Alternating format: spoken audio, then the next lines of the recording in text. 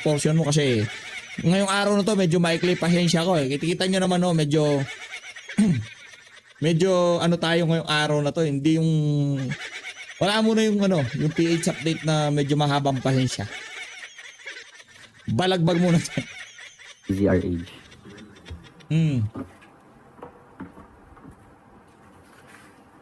Ano ba yan? Morning, Yusek. Ma'am, sinabi po ni Pangulong Marcos kanina na sa Ilocos Norte siya mag-Holy Week. Pwede po bang humingi ng karagdagang detalye? May nabanggit ba siya kung anong mga activity niya doon? Anong gagawin niya? O magbabakasyon lang siya? Sa Pangulo po, hindi po uso ang salitang pagbabakasyon. Teka. So sabi nga po niya, Ito talagang babae na to manloloko to eh. Mamaya, balikan natin siya yan. po ay mag-spend ng Langya kanyang ka. Holy Week sa Ilocos Norte Langya ka. kasama ang kanyang pamilya. Walang pagbabakasyon dahil patuloy po ang ating Pangulo sa pagmamonitor at pagbibigay ng utos sa mga kailangan na gawin ng ating mga ahensya sa gobyerno. Kailan po sila pupunta? Hindi po na ibigay sa atin kung anong oras at anong araw, pero binanggit po niya na doon po ang pagbibigay ng oras doon po sa Ilocos Norte. Teka lang Sunod po yung tanong, Samuel Medanilla, Mrs. Mirror. Langya ka, Auntie Claire, binubudol mo na naman kami Good morning. Walang iya mo, Senator Sherwin Gatchalian called on the Executive Department to conduct high-level Yan ang problema. Hindi nagbabakasyon pero nagbubudel fight sila, palakpakan mga kababayan. Diba, sabihin mo kay Auntie Claire, hindi ko lang bago to, luma to. Kung luma to, walang problema. Pero payat si Marcos Jr. dito, sa tingin ko, bago to ha. Hindi ko, galing to sa MP, galing to kay Sir Ibio Galbot, ayan Pangulong Marcos, nasa Ilocos Norte, man sa Semana Santa, tutok pa rin umano sa sitwasyon ng bansa. Palakpakan. Multitasking habang naglululo tutok sa problema ng bansa. Di ba? Sir Ibi, multitasker, kayang-kaya niyang pagsabay-sabay niyan. Pagbubudel fight niya, pagsinghut niya, pagtutok sa mga problema ng buong bansa. Di ba? Palakpakan natin. Tindi ng trip nitong presidente na to. Yan. discussions with Iran to ensure safe passage of Philippine-bound vessels through Strait of Hormuz. Does the President Balik consider natin yung may kabit. Kahapon po ay nagkaroon din po Kala mo mawawala na yung may kabit na dyan. Ay, hindi pala kabit. Haliparot. Tanggalin natin yung may kabit kasi baka hindi naman kabitan yun. Sino ba nakikikabit? Yung 50 o yung 30? Basta pareha silang spokesperson na mahilig makipagbembakan. Ay, yan ang problema. Anak ng toko. Ibang adrenaline na trip nila. Ibang adrenaline na yan eh. Diba? Kanya-kanyang adrenaline. Yung iba sa sugal. Kasi Marcos Jr. sa polburon na adrenaline yan eh. Yung iba naman sa sa mga pagmumotor, pagbabike, di ba? Ito ang adrenaline na to sa kama. Lang yan. Diba? 50 ka tapos kakabit. Makikikalantari ka sa terantahe. Pambihira. Bandi. po ng meeting ang uplift at yan po ay ipinag-utos na po ng Pangulo kay Secretary Tez Lazaro at ayon po kay Secretary Tez Lazaro ng DFA, makikipag-usap po siya sa ambassador ng Iran. Yan. Most probably po ay tomorrow, kung hindi man po magkakaroon ng schedule tomorrow, by next week po. May na-mention po kaya, ma'am, kung may mga ships na nakaschedule na papuntang Pilipinas na dadaan sa Strait of Hormuz? Wala pa po nabanggit sa atin si Secretary. Ako. Kung ako nandyan, tatanungin ko kaagad. Yusek, dahil ang dating parang tagapagsalita ho kayo ng Malacanang, spokesperson din naman ho kayo. Kilala nyo ho ba yung 50 na spokesperson na nakikipagbembangan doon sa Terentahe? Yun lang tanong ko dyan. Tapos tatayo na ako, alis na ako. Walang maraming cheche bureche, di ba? Yusek, siguro marami ka namang kilalang spokesperson na Terentahe. Sino ba yung 50 na spokesperson na mahilig makipagbembangan sa mga terentahin? Yeah. On another topic, ma'am, may estimate na po ba kung magkano na yung nagagastos na Marcos administration for its Middle East crisis response? Sa ngayon po ay hinihingi po natin lahat ng ulat ng mga ahensya. Yeah. Most probably by next week, maibibigay po namin sa inyo. Yan. Last na lang, Gusto ko yan. ma'am. May schedule na po kaya kung kailan yung next uplift na committee meeting kung sakali? Ibibigay ko po sa inyo yung update. Nagkaroon lang po ng meeting kahapon. Thank you po. Very nice. Rafi Ayeng, Daily Tribune. Good morning, ma'am. Ma'am, in this time of reflection, ano po ang message niyo sa inyo mga as of detractors muna ni Pangulong Marcos and then sa mga bashers niyo, namely Harry Roque and Vice President Sara Wow. Inamin mo, basher sila. So, ibig sabihin, pag basher, wala Ito talagang tribune na to. Nagpunta lang ng Amerika. Talagang tutang-tuta na siya ni Auntie Claire. Hoy! Kalbo! Hindi forever yan si Auntie dyan. Anong tao ko, markado sa akin yan. Yung mga coops na magtanong dyan sa Malacanang Press Cartel, markado rin ho sa atin yan. Yung mga kaibigan ni Auntie Claire dyan, walang nga kayo ha. habang maibibigay na matinong kasagutan o matinong opinion.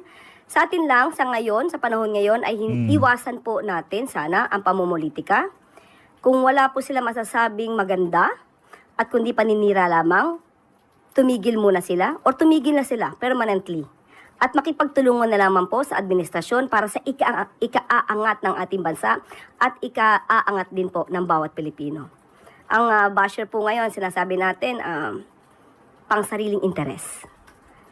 Para po magiba, masira ang gobyerno. Hindi po yan na napapanahon sa mga kasalukuyan nangyayari sa ating bansa. Follow up lang, ma'am. Ipagdadasal mo ba sila? Si Calvo Lahat talaga. po. Si Calvo talaga. Si Calvo talaga, mga tanong out of this world. Parang bumbunan niya. Ako alam mo, Brad, hirap kasi yung mga nagbabanal-banalan eh. Tayo kasi di tayo gano'n. Di tayo nagbabanal-banalan. Di ba? Hirap yung ganyan. Yung tipong pagka Semana Santa, doon ka lang nagdarasal. Ang hirap ng ganyan. Anak ng tawa, kung tipo magsisimana Santa, di ba kayo magsisidasalan? Kailangan, wala naman hong masama.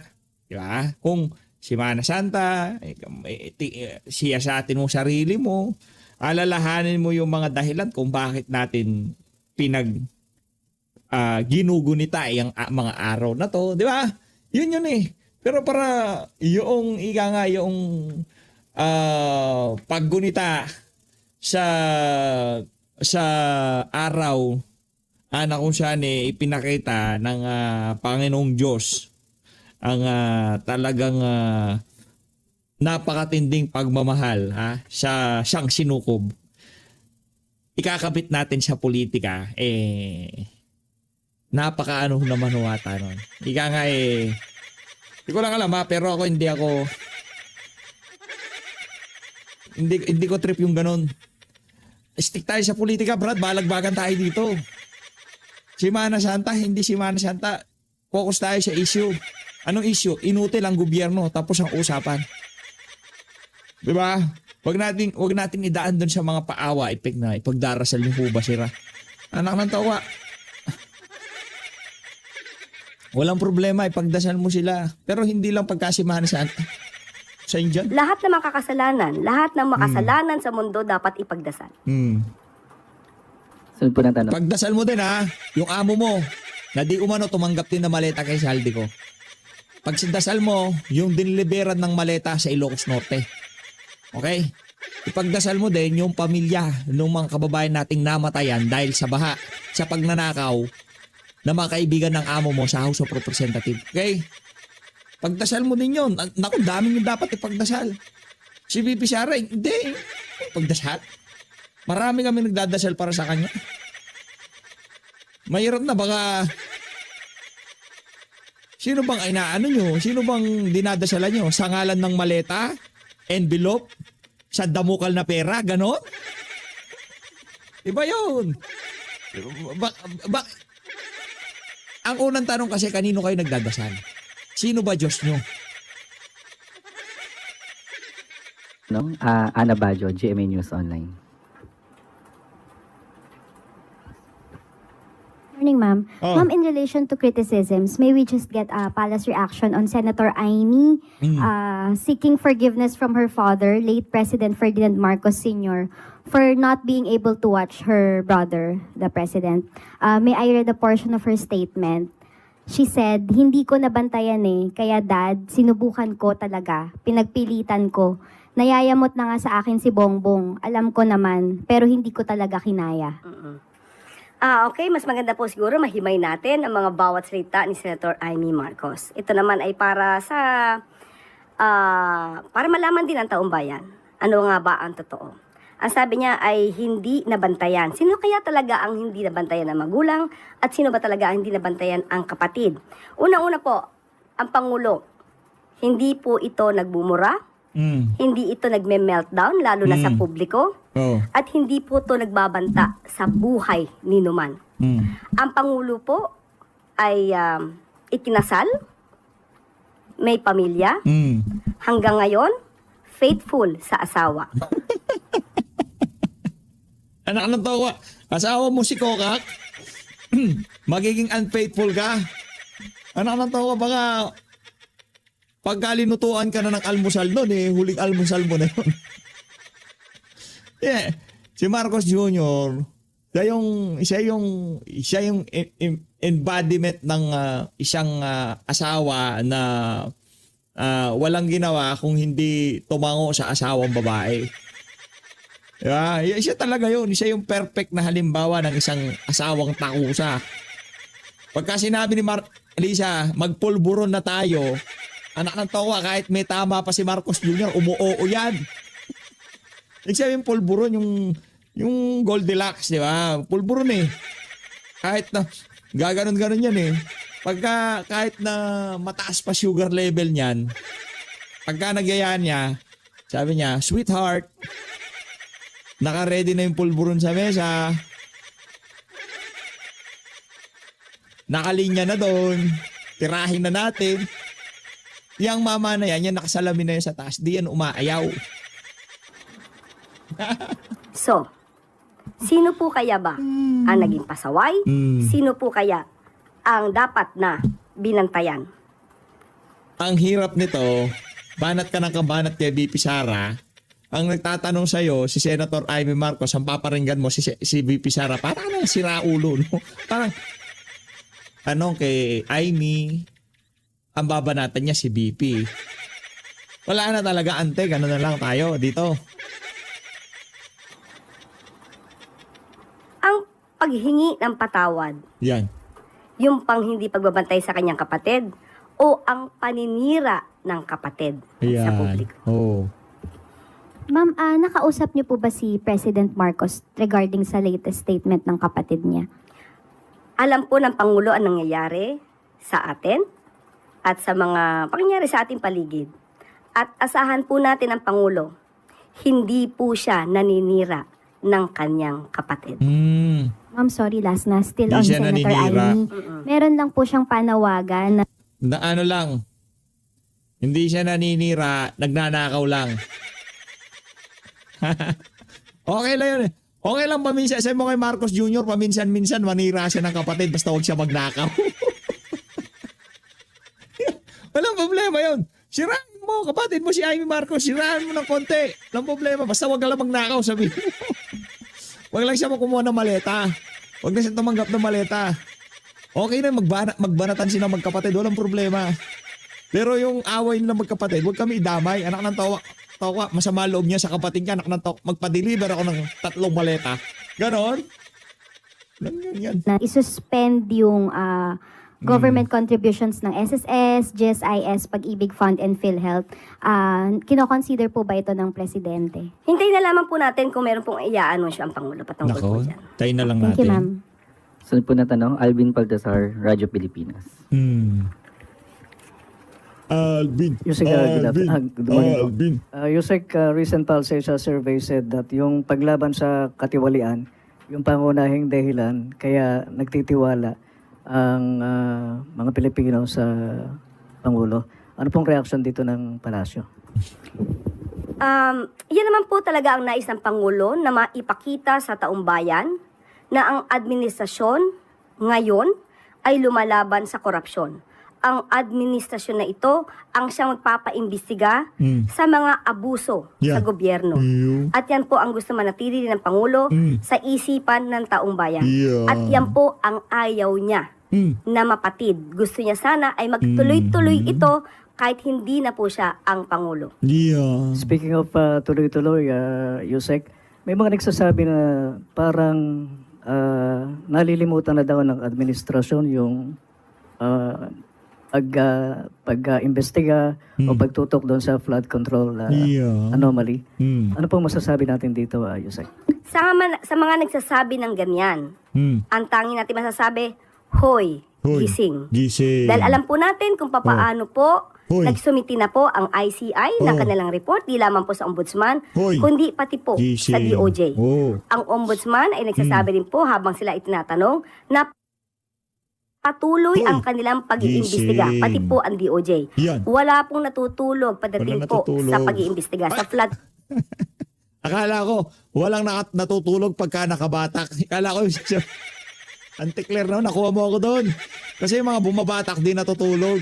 Pag-iimbestiga pala. Sorry. Dali na naman ni Ante. control projects. Ito ay tanging paninira lamang sa gobyerno. Sorry. Hindi po tumitigil ang Pangulo para mapanagot ang dapat na mapanagot. Yan, Sige, habol ko na lang. sasabi In connection ko. with the Lenten season break, meron naman declaration ng palasyo para sa pasok sa mga government bukas or even private o mga nasa gobyerno lang, Yusek. Meron po, ilalabas po mamaya ang memo. Ano po kaya yan, Yusek? Maganda ang aking ngiti. So, ibibigay ko po sa inyo mamaya. Yusek, PTV na lang, yan eh, habol lang PTV. tungkol doon sa Iran. Gaano po PTV yan maganda ang relasyon ng Pilipinas tsaka ng Iran? Hindi. Sa aking Hindi maganda. pong pagkakaalam, Hindi maganda. Tingnan natin kung paano pipihitin ni... at sinabi ano po yan. naman ni Secretary Tez Lazaro, Oo. maganda naman po ang relasyon natin sa bansang Iran. Hindi, sinungaling. Salamat po, Yusek. Salamat po. Kasama ang Pilipinas doon sa mga bansa na kung saan hindi pinagkakatiwalaan ng bansang Iran. Dahil nga isa tayo sa mga aso ng mga Amerikano dito sa Southeast Asia. Dito nakadeploy ang kanilang mga kagamitan sa bahagi ng mundo na to, sa Pilipinas. Hindi sa Indonesia, hindi sa Thailand, hindi, sa Pilipinas ho.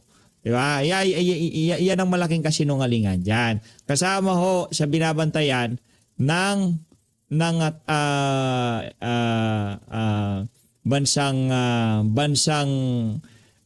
Iran, China, Russia, ang Pilipinas pagdating isa sa mga kinukonsidera nila pagka nagdidesisyon sila sa bahagi ng mundo na to, dito sa Southeast Asia, especially pagka meron sigalot dito sa region na to, isa sa mga kinukonsidera nila o tinitingnan nila yung kung ano ang estado ng Pilipinas sa Amerika. Kung gaano nakaraming mga armas, kagamitang pangdigma ang dineploy na ng Amerika sa bansang Pilipinas. Kaya pagka sinabi ni Antikler na wala tayong problema sa Iran, kalokohan, wag ho kayo maniwala. Panibagong pambubudol na naman.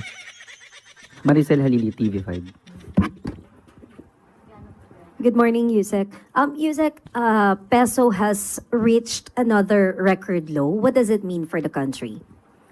Hindi po natin nais na ganito. Hindi po ninais ng Pangulo na Bakit? magkaroon ng gulo sa Middle East. Oh. Ito po ay talagang nagiging epekto at ang paghina po ng peso kontra dolyar ay bunsod na rin po ng geopolitical tension na nangyayari po sa Middle East. So, talaga pong ito ang maaaring kahihinatnan hanggat hindi po napipigil ang tensyon o ang sigalot sa Middle East. Pero how concerning is this, Yusek? Considering na I think this is the 7th time na bumaba siya ng husto within the month.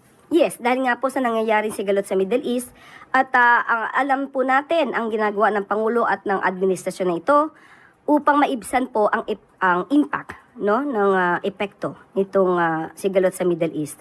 At gagawin po ang lahat para po maayos ang lahat na nangyayari, pati po ang pagtulong sa ating mga kababayan. Ivy Reyes, Bilyonaryo. Hi, Yusa. Good morning. DTI said no price increase is expected until April 16, but after that period, is it safe to say na we're expecting price increase for basic commodities by then? Nakausap po natin kahapon si Secretary Chris Roque at nag-report po siya sa Pangulo sa Uplift at sinabi po niya at na meron nga po tayong listahan dito ng mga produkto.